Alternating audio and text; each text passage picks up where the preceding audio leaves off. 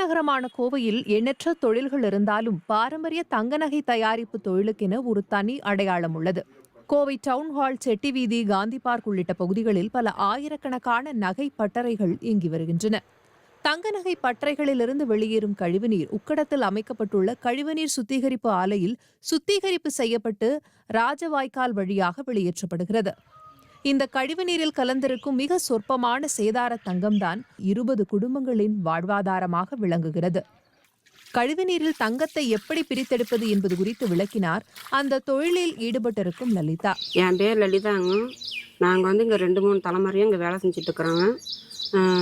அங்கே தங்க ஆசேரிங்க வேலை செய்கிற இடத்துல கழிவுநீர் ஆகப்பட்டது. அவங்க குளிக்கிறப்ப, துணி துவைக்கிறப்ப, அவங்க வேலை செய்கிறப்ப அவங்களுக்கே தெரியாதுங்க சார். அவங்களுக்கே தெரியாதுங்க. சட்டில் கீழெல்லாம் இருக்குங்க, மேலெல்லாம் இருக்கும். அது அவங்க குளிக்கிறப்போ கழிவுநீரில் இருக்குங்க சார். அது நேரடியாக இங்கே வரப்போ நாங்கள் அங்கே இருக்க முடியாதுங்க சார். அங்கே எடுத்தோம்னா அங்கே பாதிப்புகள் இருக்கும். விஷத்தாக்கியங்கள் எங்களுக்கு இதாயிரும்.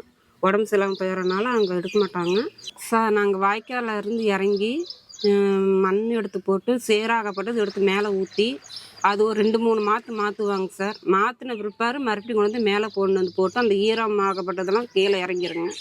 காய வச்சு மறுபடியும் கொண்டு ஒரு இதில் போட்டு காய வச்சு பவுட்ரு மாதிரி நல்லா காய வச்சுங்க. கொண்டு மறுபடியும் குழியில் போட்டு ஒரு தண்ணி ஊற்றி ஊற வச்சுருவாங்க. நைட்டே ஊற வச்சுட்டு போயிடுவாங்க. மக்கா நாள் காலையில் மிதித்தோம்னா ஒரு பவுட்ரு மாதிரி 1/4 மணி நேரம் அவங்க மிதிக்கிறதுக்கு பவுட்ரு மாதிரி ஆயிருங்க. சேறு ஆகப்பட்டு மறுபடியும் தொட்டியில் போட்டு ஓட்டினோம்னா ஒரு 3 சட்டி போட்டோம்னா இறக்கிறதுக்கு 1 மணி நேரம் 1.5 மணி நேரம் ஆயிருங்க. 2 மணி நேரம் கூட ஆயிருங்க இறக்கிறதுக்கு. இறக்கணும் பாருங்க. அந்த மஞ்சத்தூள் பிரஷ் போட்டு தேய்ச்சி அந்த மஞ்சத்தூள் ஆகப்பட்டது எடுத்து நாங்கள் சட்டியில் போட்டு ஊற்றி வச்சுக்குவோங்க. பாதரசம் இதெல்லாம் போட்டு நாங்கள் எடுப்போங்க. எடுத்தால் ஒரு சின்னதாக ஒரு உருண்டையாட்டம் வருங்க.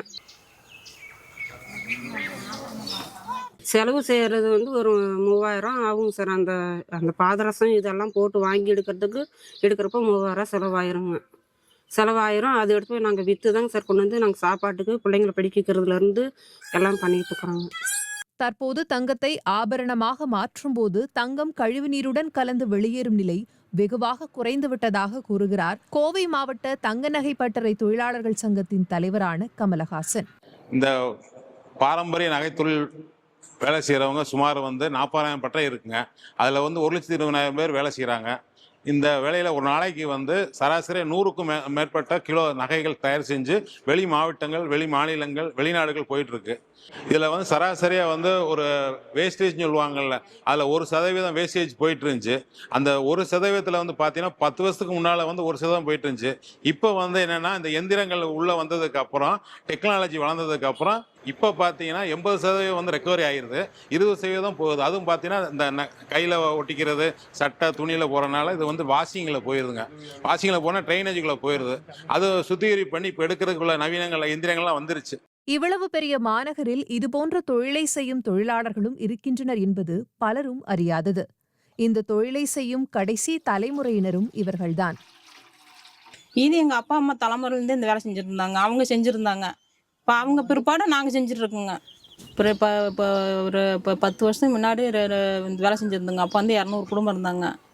இப்போ தண்ணி ஃபில்டர் பண்ணனால இப்போ சரியாக தங்க வர மாட்டேன் காலி பண்ணிட்டு போயிட்டாங்க. நாங்கள் எங்கள் பிள்ளைங்க படிப்புக்கோசரம் இங்கே இருக்குங்க. பிள்ளைங்க எங்கள் 2 தலைமுறையாக இந்த வேலை செஞ்சிட்ருக்கோங்க. நாங்கள் 2 தலைமுறையாக இந்த வேலை தாங்க செஞ்சிட்ருக்குறோம். ஆனால் முன்ன வந்தால் தங்க வரதில்லைங்க. பிள்ளைங்கள பார்த்துக்க ஆளுங்களான்ட்டு நாங்கள் சரி பிள்ளைங்கயே படிக்கட்டுன்னு சொல்லிட்டு நாங்கள் இங்கேயே இருக்குங்க.